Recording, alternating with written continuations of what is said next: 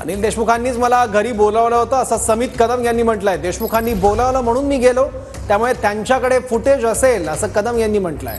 फडणवीसांचा या संपूर्ण प्रकरणाशी काहीही संबंध नसल्याचं समित कदम यांनी म्हटलंय।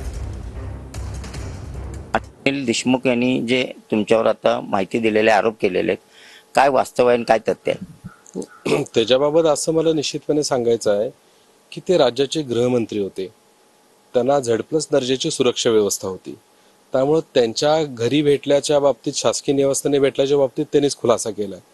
तर तिथं मी काय त्यांच्या परवानगीशिवाय जाऊ शकत नाही की मला भेटायचं आहे आणि मी कुठेतरी जाऊ शकत नाही। तर त्यांनीच मला बोलवल्यामुळे त्या ठिकाणी गेलो। त्यांनी त्या ठिकाणी मला विनंती केली की देशाचे गृहमंत्री अमित भाई शहा आणि राज्याचे त्या काळाचे त्यावेळेचे तत्कालीन विरोधी पक्षनेते देवेंद्रजी फडणवीस यांना सांगून ह्या बाबतीत माझ्या काही अडचणींमध्ये आपण मदत करू शकत असाल तर निश्चितपणे मदत करा। या बाबतीतली माझी त्यांची निश्चित चर्चा झालेली आहे आणि ह्या पूर्ण विषयाशी जे सातत्यानं त्यांचं चर्चा चालू आहे की देवेंद्रजींनी पाठवलं वगैरे, देवेंद्र फडणवीस साहेबांचा या विषयाशी दुरान्वय संबंध नाही आहे। त्यांनी कुठेही मला जावा म्हणून सांगितलेलं नाही।